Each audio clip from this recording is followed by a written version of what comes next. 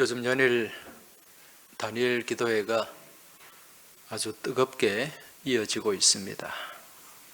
아마 각 가정에서 또 열심히 제단을 쌓는 분도 계실 테고, 더불어서 또 예배당에 나오셔서 또 뜨겁게 찬양하고 또 기도하는 분들도 많이 계시는데, 저는 요즘 이 다니엘 기도회를 하면서 그동안 우리 교우들의 심령이 얼마나 갈급해져 있었는가, 이것을 다시 한번 또 느끼고 경험하고 있습니다.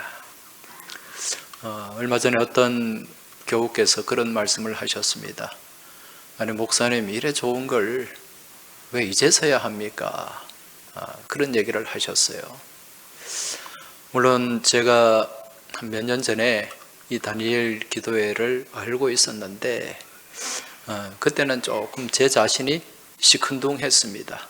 왜 그런 거 하니, 그때는 이 영상으로 모여서 예배하고 한다는 게 익숙치가 않았거든요.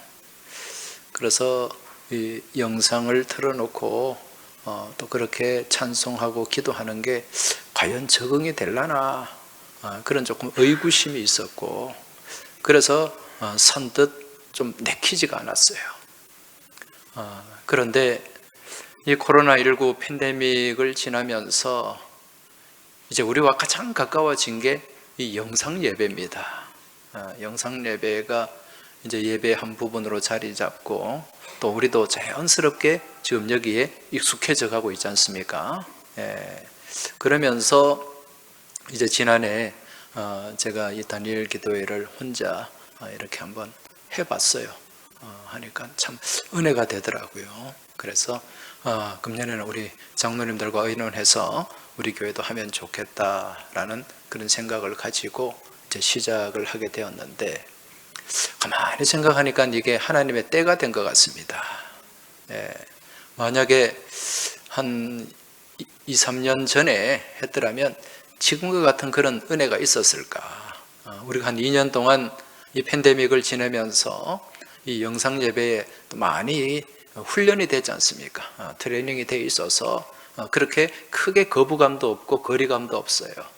그러던 차에 다니엘 기도회를 하니까 우리가 더 여기에 몰입을 하게 되고, 또 찬양 가운데, 기도 가운데 우리가 깊이 들어갈 수 있게 되는데, 이게 다 하나님의 때 가운데 이루어진 하나님의 놀라운 은혜의 역사요, 또 은혜의 사건인 줄로 믿습니다. 저는 이제 앞서 말씀드린 것처럼 우리 교우들이 이 기도회를 하면서 얼마나 갈급해져 있었는가. 한 2년 동안 우리가 제대로 예배도 못 드리고 또 마음껏 부르짖고 기도도 못하고 그런 시간들을 지내왔는데, 이제 영적 물꼬가 막 트여지는 것 같아요. 시골에 살아보신 분들은 아시겠지만 이 논에 물을 대는 물꼬라는 게 있지 않습니까? 여름에 몇 달 동안 비가 안 오면은요, 논바닥이 다 갈라집니다. 마치 거북 등짝처럼 그렇게 갈라지고, 거기에 심겨진 벼들이 노랗게 말라가고 타들어가요. 이게 이제 가뭄 가운데 놓여진 이 작물이라고 할 수가 있는데, 그동안 2년여 동안 이 영적 기근을, 우리가 영적 가뭄을 겪으면서 우리의 심령이 그렇게 노래지고 타들어가지 않았나 생각이 됩니다. 그런데 어느 날 하늘에서 단비가 쫙 내리면서 그 개울로, 계곡으로 이제 물이 흐르기 시작하면, 논에 물을 대는 물꼬에도 이제 물이 흐르기 시작해요. 그러면은 그 물꼬를, 도랑을 막아서 물꼬를 트고 물을 대면은 논으로 물이 쫙 들어가지 않습니까? 그러면은 한 며칠 지나서 그 논에 가보면은요, 그렇게 말라있고 노랗게 있던 그 벼들이 아주 새파랗게 생기를 띠고 또 활기를 띠고 있는 것을 보게 됩니다. 요즘 우리 교회가 그런 것 같고 한국 교회가 그런 것 같습니다. 그렇게 갇혀있던 영적 물꼬가 트여지기 시작하면서 우리의 심령이 다시 살아나기 시작하는 거죠. 그러면서 더 큰 은혜를 우리가 받고 있는 것 같아요. 그게 우리 교회도 마찬가지입니다. 요즘 우리 교회가 어떻게 다니엘 기도회를 하고 있는가, 지난번에 영상을 찍어가지고 카톡으로도 보내드렸는데, 한번 오늘 이 시간에 같이 영상을 한번 보도록 하겠습니다.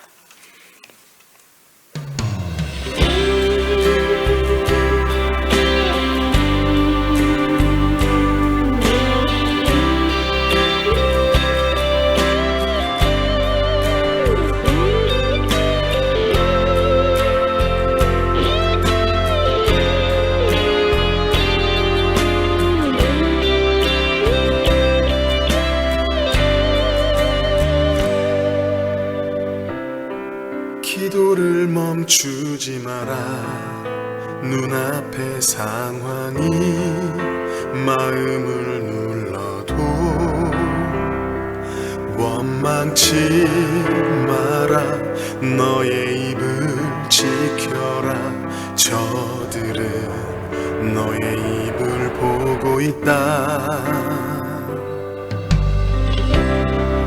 마음을 뺏기지 마라. 내가 너 기도를 멈추지 마라. 내가 잠시도 쉬지 않고 모든 걸 지켜보고 있으니 바로 역전되리라.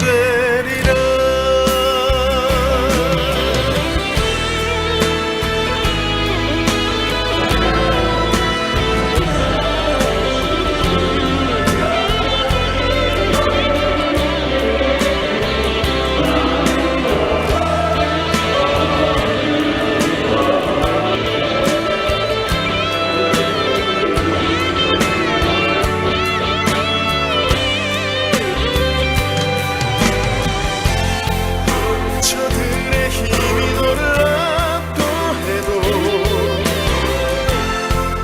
저들의 힘이 내 숨을 조여도 너는 보리라. 기도의 능력을 내가 역전시키리라.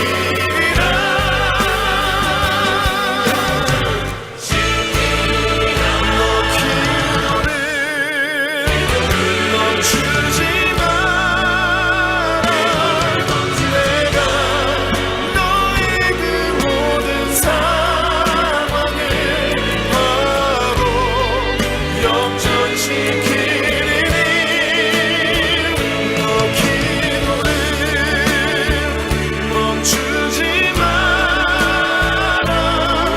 내가 잠시도 쉬지 않고 모든 걸 지켜보고 있으니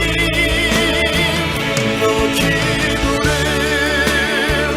멈추지 마라. 내가 너의 그 모든 상황을 바로 역전시키리니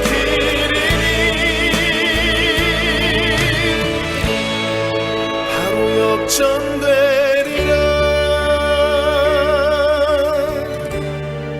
바로 역전되리라. 이제 역전되리라.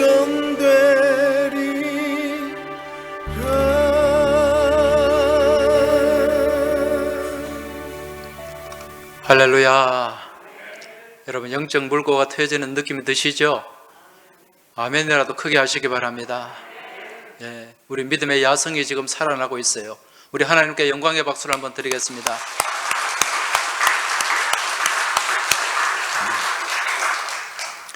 지금 이 다니엘 기도회에 전국에 1만 4천 개가 넘는 교회들이 같이 참여하고 있고, 동시간에 같이 찬양하고 기도하고 또 같은 기도 제목을 가지고 그렇게 부르짖고 있는데, 여러분, 이 기도 가운데 하나님이 놀랍게 역사하실 줄로 믿습니다.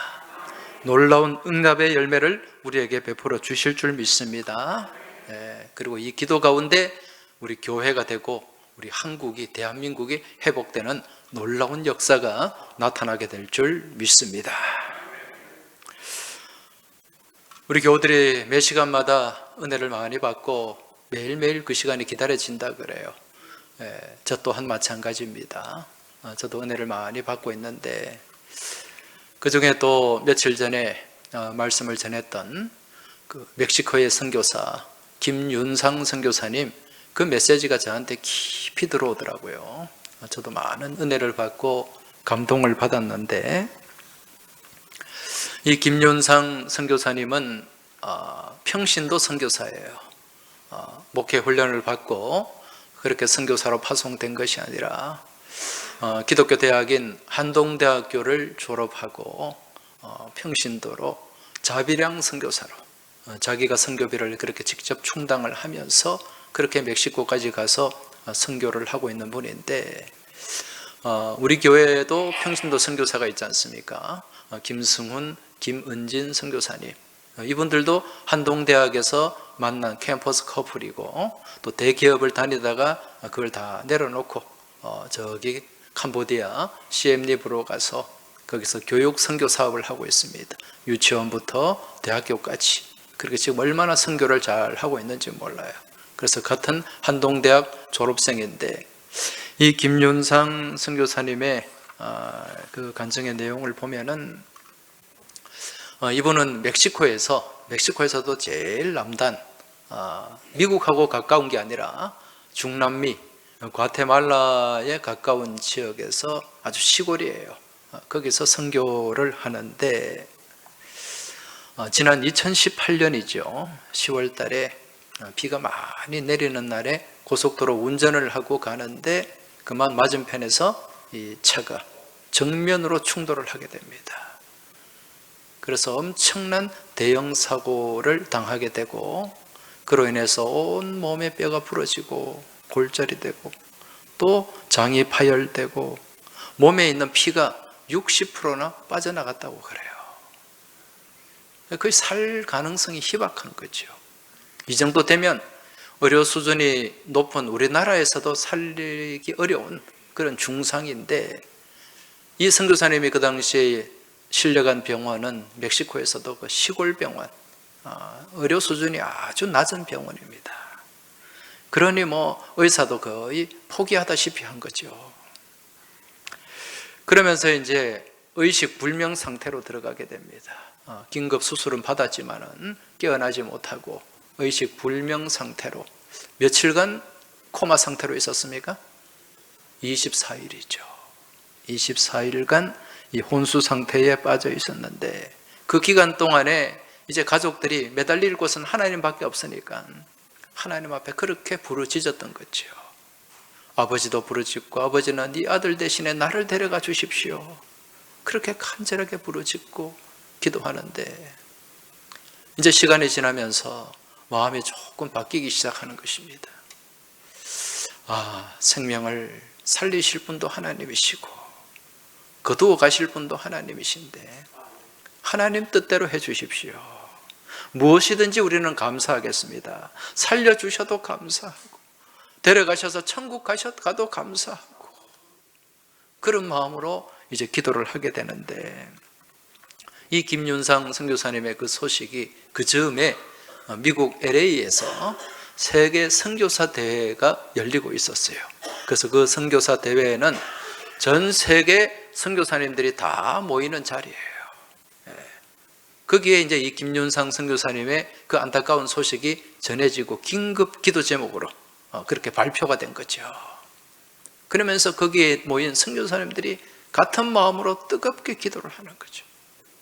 그리고 또 그 선교사님들을 통해서 또 각국에 또 후원하는 또 후원자들과 교회들에게 이 긴급 기도 제목이 또 전해지게 되고, 그래서 이 선교사님과 연결된 교회에서도 기도하고 또 학교에서도 기도하고, 그런 가운데 놀라운 일들이 일어납니다. 어느 교회는요, 그 교회 안에 서로 분쟁이 있어가지고 서로 막 그렇게 어려움이 있었는데, 이 선교사님 그 소식을 듣고 교인들이 같이 그렇게 기도하는 가운데 그 분쟁이 다 사라지는 거예요. 한 마음으로 기도할 때 하나님이 역사하시는 줄 믿으시기 바랍니다. 그리고 또 어느 기독교 대학에서는요, 교수님들이 또 마음에 안 맞는 거예요. 서로 막 그렇게 다투고 일이 제대로 되는 게 없었는데, 이 선교사님을 두고 같이 기도하는 가운데 그 학교의 교수님들이 하나가 되는 또 그런 역사들이 일어났다는 것입니다. 그렇게 전 세계적으로 전방위로 그렇게 기도할 때 이제 하나님께서 그 선교사를 만지시고 하나님의 역사가 일어나기 시작합니다. 정말 가능성 없이 죽음 앞에 내몰렸던 그 육신에 이제 호흡이 점점 이제 강하게 시작이 되고, 몸에 피가 돌기 시작하고, 그러면서 점점 회복이 되는 거예요. 폐의 기능이 점점 회복이 됩니다. 그리고 온몸에 이 수술 후에 제대로 이게 처치가 안 돼가지고 감염이 되어서 온몸에 막 고름으로 차 있었는데 그 고름들이 빠져나가고, 그러면서 놀라운 기적들이 이제 일어나기 시작하는 것입니다. 이 24일간 이제 이분이 혼수 상태로 빠져 있었는데, 또 이 기간 동안 이분은 놀라운 영적 체험을 하게 돼요. 그 시간이 이제 죽음 앞에 놓여져서 점점 죽어가는 시간이 아니라 하나님께서 역사하시니까 그 시간이 살아가는 시간, 사라지는 시간이 되었던 것입니다. 그러면서 그 혼수 상태에서 환상을 보게 되고 영적 체험을 하게 돼요. 이분이 어떤 건물 안에 갇혀 있었다고 그랬지 않습니까? 그 갇힌 건물에 한 14명의 사람들이 있었는데, 이 사람들은 누군가에게 예속되어 있었던 거예요. 남자, 여자 한 사람에게 예속되어 가지고 죽도록 일만 하는 겁니다. 죽으라고 일하고, 또 외국으로 가서 돈을 벌어오고 갖다 바치고, 이게 살아가는 삶의 전부라는 거죠. 그리고 안 그러면은 감시당하고 협박당하고, 거기에 이 선교사님이 거기에 놓여져 있었던 거죠. 그리고 자기는 몸이 힘이 없어가지고 움직일 힘도 없는데 자기한테도 가서 돈 벌어와라 협박하고 강요하고, 그러면서 자기는 차라리 여기에 사는 것보다 죽는 게 낫겠다, 그런 생각을 가지게 되었죠.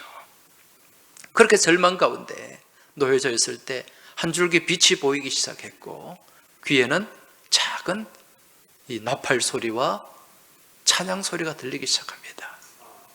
그러면서 자기도 모르게 무슨 말을 내뱉었냐면은 겨우 있는 힘을 다해가지고 예수 보혈, 예수 보혈, 이 말을 내뱉었더니 거기에 이 남자 여자 이들에게 예속되어서 지배받고 강요당하고 묶여있던 그 사람들이 동요하기 시작하는 거예요. 그리고 막 두려움을 느끼기 시작하는 겁니다. 이 예수 보혈을 외치는 가운데 이제 놀라운 일들이 일어나는 거죠. 여러분, 그 상황은 무엇을 상징하는 걸까요? 지금 이 땅을 살아가는 우리들의 모습을 보여주는 거예요. 이 악한 영의 세력에 매여가지고 사로잡혀가지고 자기도 모르게 그냥 밤낮 돈을 벌고 일을 하고, 무엇 때문에 내가 일을 해야 되는지, 무엇 때문에 내가 돈을 벌어야 되는지도 모르고 그냥 돈의 노예가 되고 돈이 목적이 되어가지고 그렇게 살아가는 인생의 모습을 그 환상 가운데 보여주고 있는 거죠. 저는 그렇게 해석이 되더라고요. 그런데 이 선교사님이 그 억눌린 그 상황 가운데서 겨우 있는 힘을 다해 짜내어서 예수 보혈을 외쳤을 때, 예수 보혈 구원을 외쳤을 때, 그때 그 악한 세력들이 그 결박이 풀리기 시작하고 그들이 세워놓았던 악한 계획들이 무너지기 시작하더라는 것입니다. 여러분, 이게 무엇을 의미하는 거죠? 이게 바로 오늘날 이 땅을 살아가는 사람들의 모습을 보여주는 거예요. 이 땅을 살아가는 많은 사람들이 여러분 목적 없이 인생을 살아가고 있습니다.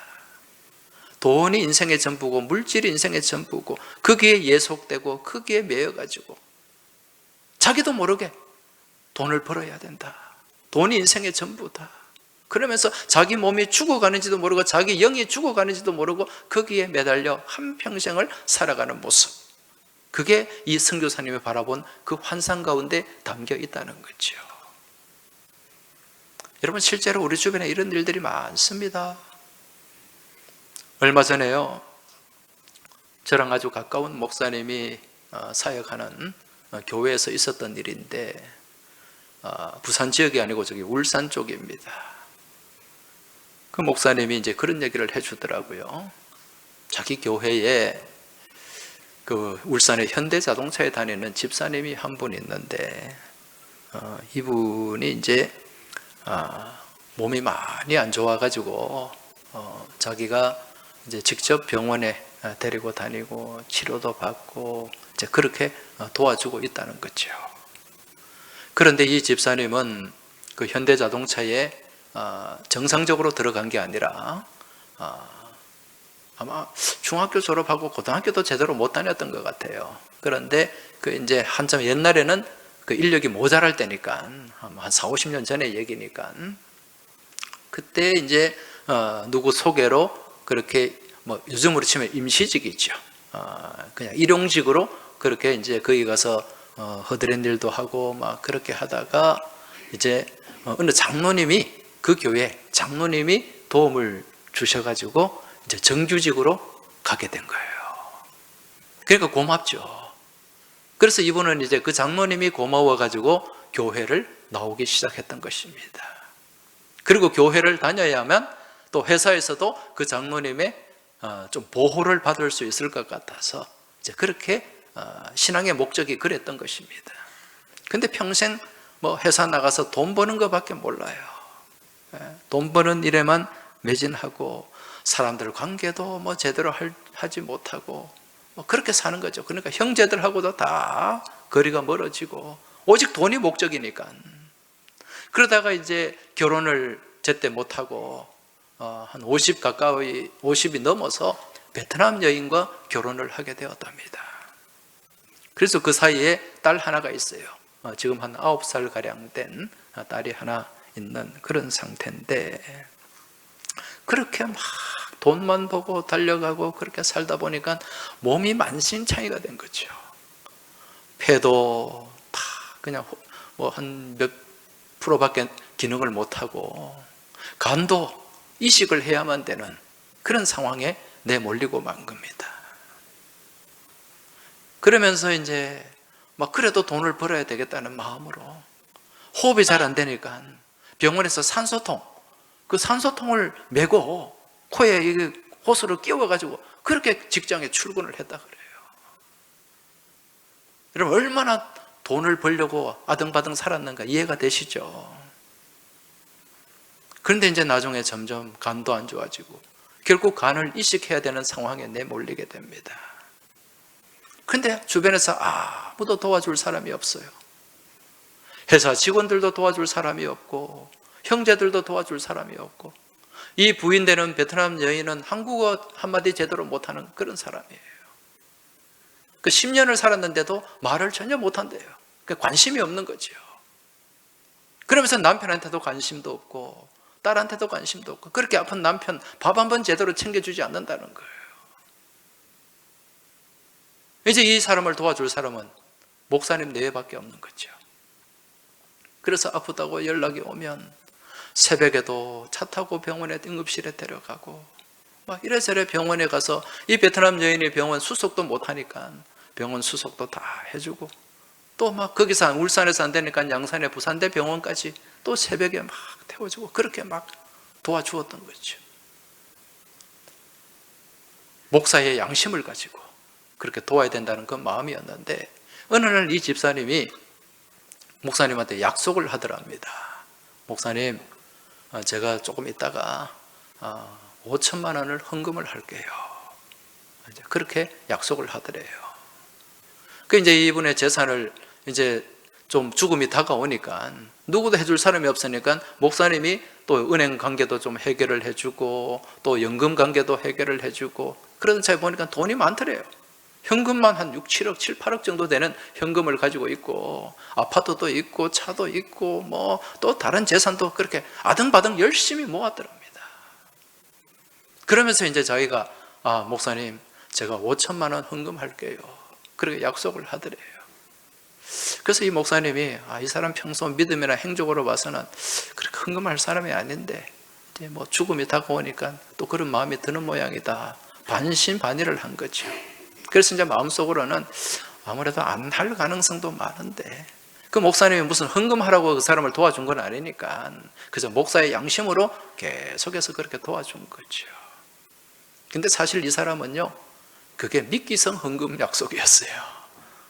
헌금을 하려고 한 게 아니라 그 사람이 가지고 있는 배포나 믿음의 크기나 또 돈을 향한 집착으로 봐서는 5천만 원 헌금할 수 있는 사람이 아니에요.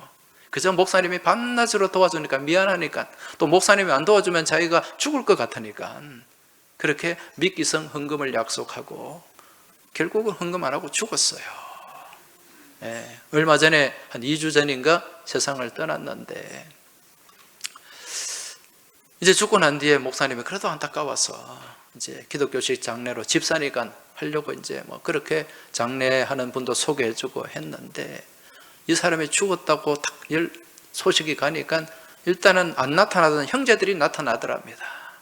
나타나가지고 이 베트남 여인하고 막 그렇게 돈 가지고서 장례식 서로 주관하겠다는 게 아니고 돈 서로 가지려고 막 그렇게 다투고, 그 장례식이라는 게 없었어요. 예. 장례식을 치르는 게 아니고 빈손은 만들어졌는데 장례식이 치워졌어요. 마지막에 상황이 그렇게 비참하게 되는 겁니다. 한평생 안 입고 안 먹고 안 쓰고 돈 벌어보겠다고 그 호흡도 안 되는데 산소통까지 메고 공장에 나가가지고 그렇게 일을 했는데, 그렇게 아등바등 벌어놓은 돈, 여러분 그거 다 어디로 갑니까? 자기 딸한테도 안 가요. 그렇게 허무하게 다 날아가는 거죠. 여러분, 이게 이 땅 가운데 돈에 예속되어서 돈의 노예가 되어서 살아가는 그 삶의, 그 인생의 결말인 줄 깨달으시기 바랍니다. 다시 선교사님 얘기로 돌아가서요, 이 선교사님이 그 혼수 상태에서도, 의식이 없는 상태에서도 병상에서 끊임없이 외쳤던 예수, 보혈, 구원, 여러분 이게 뭔지 아십니까? 저는 그 예수, 보혈, 구원이 이분이 의식 가운데 외친 게 아니라 성령님께서 그렇게 외치게 하신 걸로 저는 믿어져요. 왜냐하면 예수, 보혈, 구원이 우리 기독교 신앙의 핵심이기 때문에 그렇습니다. 여러분, 이 예수, 보혈 가운데 구원의 길이 놓여 있고, 또 그 예수, 보혈을 통해서 구원의 길이 열리게 되는 줄 믿으시기 바랍니다. 오늘 읽은 출애굽기 12장의 말씀, 우리가 너무도 잘 아는 말씀이죠. 6월절에 관한 말씀입니다. 그리고 오늘 읽은 본문의 말씀은 6월절에 제물로 드려지는 어린 양에 관한 말씀이에요. 지금 하나님께서는요, 이 애굽 땅에 이제 이스라엘 백성들을 출애굽시키기 위해서 이 애굽 땅의 마지막 재앙을 준비하고 있습니다. 그리고 이 모세와 아론에게 이스라엘 백성들이 이 하나님의 재앙을 피할 방법, 길을 말씀해 주고 있어요. 여러분, 그 재앙을 피할 방법이 무엇이었습니까? 흠없는 어린 양을 잡아서 그 어린 양의 피를 어디에다? 문설주와 임방에다가 바르는 거예요. 문에다가 다 발라놓는 거예요. 문 입구에다가. 그러면은 하나님의 죽음의 사자가 지나가실 때에 그 문설주와 임방 가운데 발린 피를 보고 그 집을 유월할 것이다. 유월, 패스오버, 넘어간다는 거예요. 그게 오늘 본문의 말씀입니다. 실제로 이스라엘 백성들이 그 명령대로 했더니 죽음의 사자가 그날 밤에 그 피가 발린 그 집은 어떻게 하셨다? 넘어가셨잖아요. 유월하셨잖아요. 그리고 그 피가 발리지 않은 애굽 사람들의 집에는 온통 죽음의 그림자가 뒤덮게 되고, 장자가 죽고 집안에 처음 난 것들이 다 죽는, 죽음의 세력이 지배하는, 죽음의 통곡이 가득 찬 그런 시간, 그 밤이 되었다는 것입니다. 자, 그렇다면 오늘 본문에서 말씀하는 이 유월절 어린 양, 유월절에 제물로 드려진 이 어린 양은 무엇을, 누구를 상징하는 걸까요? 그렇죠, 바로 흠없이 이 땅 가운데 오셔서 십자가 위에서 친히 몸 찢고 피 흘려서 그 보혈로 우리의 죄를 모두 씻어주신 어린 양 예수 그리스도를 상징하는 것입니다. 그리고 어린 양의 그 피는, 문설주와 임방에 발린 그 피는 바로 십자가에서 흘리시고 우리의 모든 죄와 허물을 씻으시고, 그리고 우리를 죽음의 세력으로부터 이기게 하신 예수의 보혈을 상징하는 것입니다. 그리고 하나님께서는 그 10번째 이 유월절 사건을 통해서, 장자들의 죽음을 통해서 무슨 일을 행하셨습니까?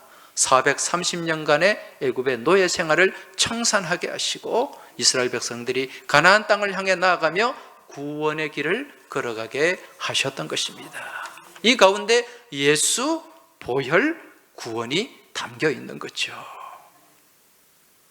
자, 그렇다면 이 선교사님이 어떻게 해서 예수 보혈 구원을 외치는 가운데 그 죽음의 세력을 이길 수가 있었을까? 이유는 단 한 가지입니다. 예수의 이름 가운데는 무엇이 있다? 능력이 있습니다. 예수의 이름 가운데는 무엇이 있다? 권세가 있습니다. 죽음의 세력을 이기는 권세가 예수 이름 안에 있는 줄 믿으시기 바랍니다. 우리 사망의 올무에 매여 있는 이 모든 결박을 풀어내는 그 권능이 예수 이름 안에 있는 줄 믿으시기 바랍니다. 여러분, 예수의 이름의 뜻이 무엇입니까? 우리를 죄에서 구원할 자.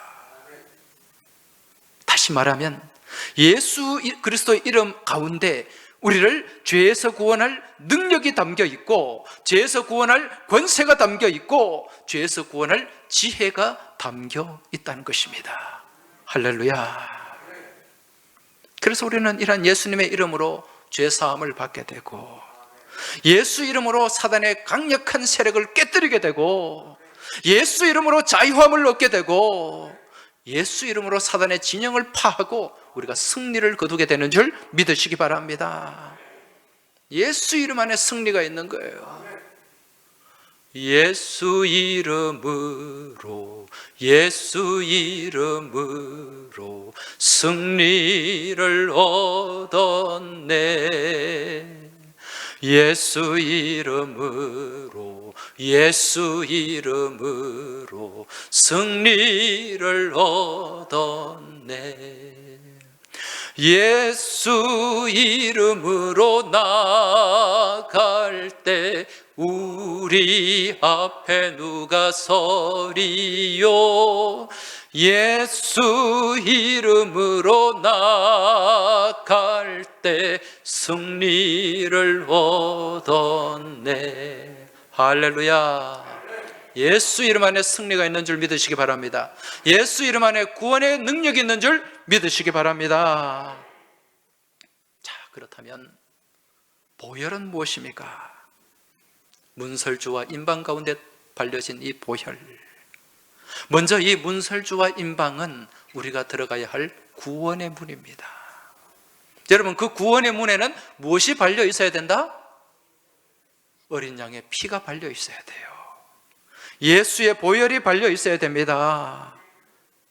우리가 그 문을 통과할 때 그 보혈을 지나서 하나님 앞으로 나아가게 되는 줄 믿으시기 바랍니다. 며칠 전에 우리 권사님들이 성막 체험을 하고 오셨어요. 그 세계 성막센터에 저도 같이 갔는데, 들어가는데 그 통과하는 절차가 굉장히 까다로워요. 코로나 때문에. 그래서 체온도 측정하고 뭐 기록도 하고 이건 다 하는 건데, 거기 가는 게 문이 있더라고요. 문이 있는데 거기에서 계속 소독약이 나와요. 소독약이.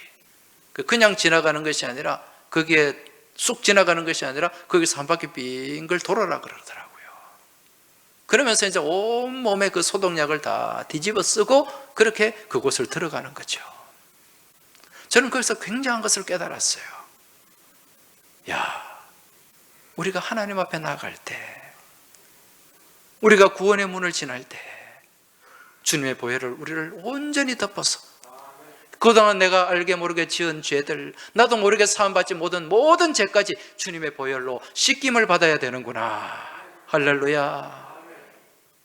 그렇게 우리는 하나님 앞에 가게 된다는 거죠.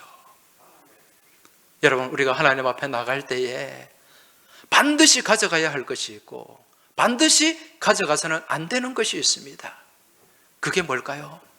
반드시 가져가야 하는 것, 그건 바로 우리 하나님을 향한 믿음입니다.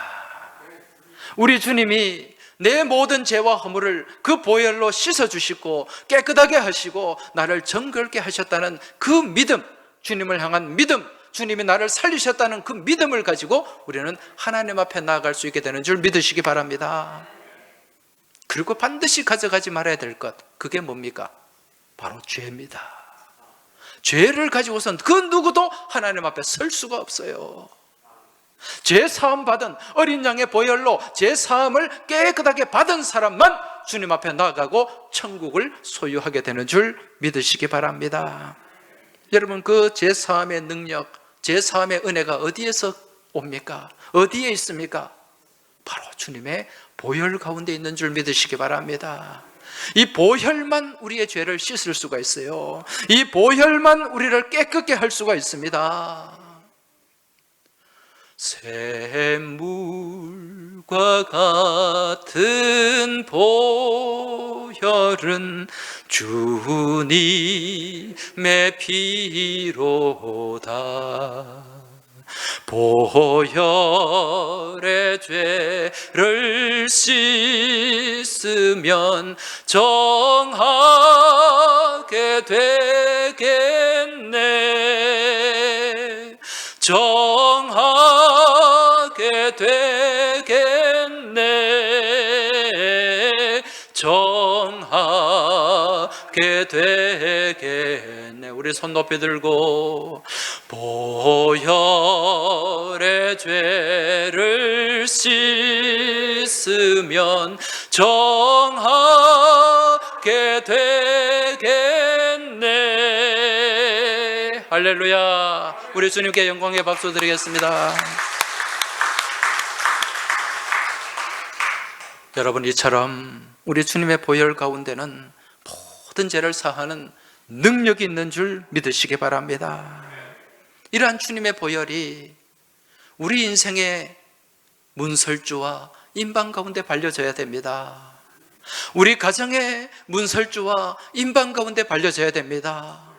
우리 일터의 문설주와 인방 가운데 발려져야 됩니다. 내 형제와 이웃과 친구들의 문설주와 인방 가운데 발려질 때 그들 또한 구원의 문을 들어갈 수 있게 되는 줄 믿으시기 바랍니다. 우리 심령 가운데 이 피가 뿌려져야 돼요. 이 보혈이 발려질 때 모든 악한 세력들이 떠나가게 되는 줄 믿으시기 바랍니다. 모든 악한 세력들의 결박이 풀려지게 되는 줄 믿으시기 바랍니다. 몇 년 전에 저희 교회 그때 재직 수련회 강사로 경주 남부교회 담임 목사님을 초청을 했습니다. 그 김상정 목사님은 저와 아주 각별한 친구 목사님인데 오셔서 말씀 참 큰 은혜를 받았어요. 그 중에 제가 또 감동을 받은 게 무엇이냐면은 그분이 있는 경주 남부교회는 경주의 황남동이라는 동네에 있습니다.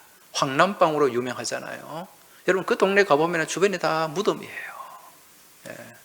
무덤이고 또 교회 주변에 곳곳에 이 점집들이 얼마나 많은지 몰라요. 대나무가 막 수두룩 빽빽 천지빽깔입니다. 그래서 이 목사님이 그 교회에 부임을 해가지고 이 강한 영적 세력에 막 교회가 억눌려 있는, 매여 있는, 주변에 동네가 매여 있는 그런 어떤 느낌을 받고 계속해서 기도하는 가운데 이제 그 점집마다 다니면서 예수의 보혈로 악한 세력들은 떠나갈지어다. 악한 영적 결박은 풀릴지어다.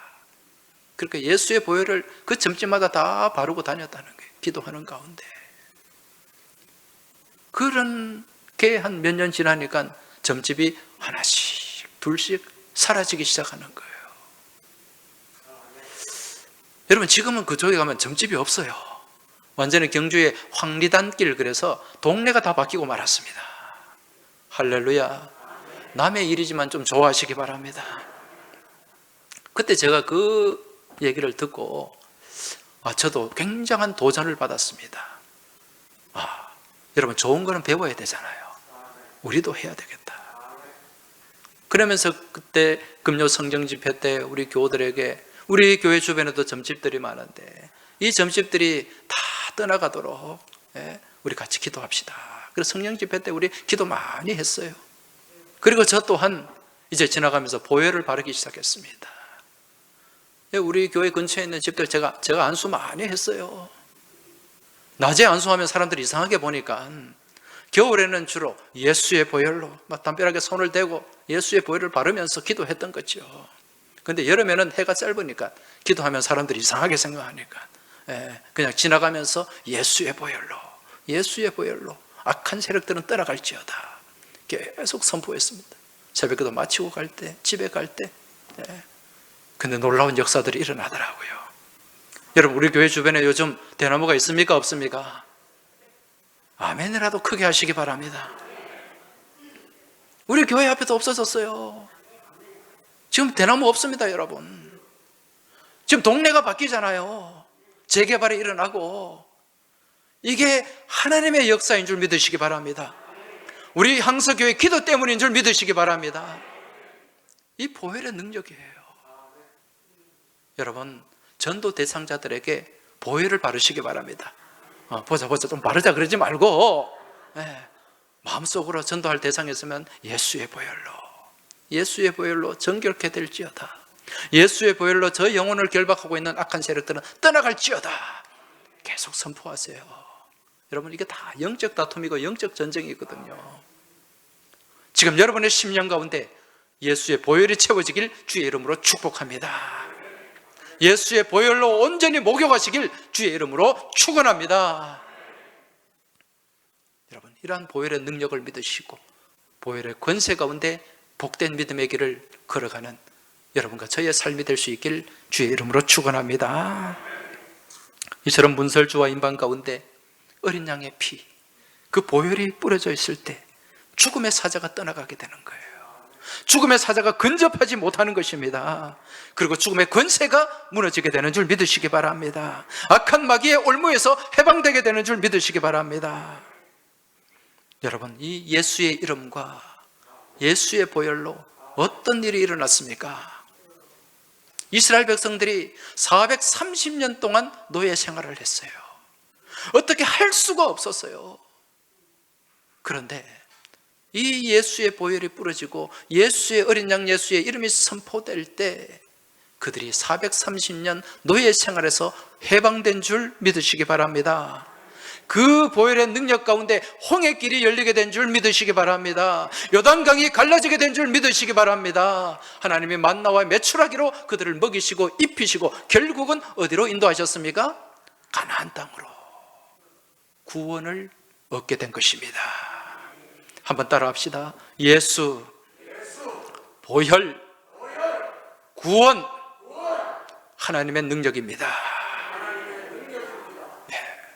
우리 가운데 예수의 보혈이, 예수의 이름이 있고 예수의 보혈이 덮이고 그 보혈과 예수의 이름 가운데 우리가 구원의 길, 복된 구원을 얻고 그 구원의 길을 아름답게 걸어가야 될 줄 믿습니다. 여러분, 주님의 보혈에는 능력이 있습니다. 주님의 보혈에는 권세가 있습니다. 주의 보혈 능력이 있도다. 주의 피 믿으오. 주의 보혈 그 어린 양의 매우 귀중한 피로다. 다시 한번 우리 가슴에 손을 모으고 주의 보혈 능력이 있도다. 주의 피 믿으오.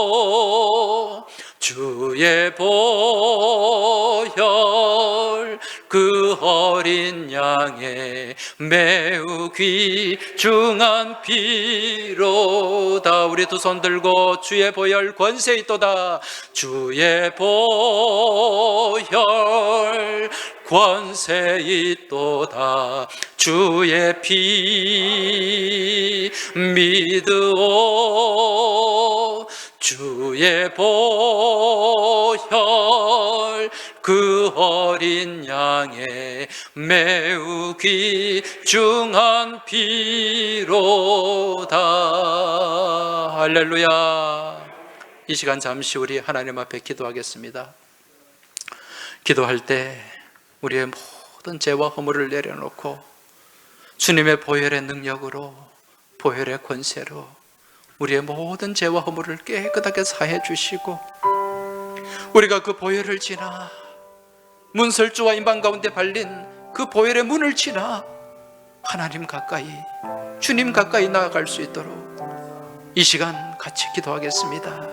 그리고 이 세상 가운데 또 한 주간에 우리가 세상 가운데서 삶을 살아갈 때 그 보혈의 능력과 보혈의 권세를 힘입어서 세상 가운데 주눅드는 삶이 아니라, 움츠리는 삶이 아니라 용기 있게 주님의 이름을 선포하며 승리하는 삶을 살아갈 수 있도록 이 시간 같이 우리 같이 한 마음으로 주님 앞에 간절한 마음으로 기도드리겠습니다.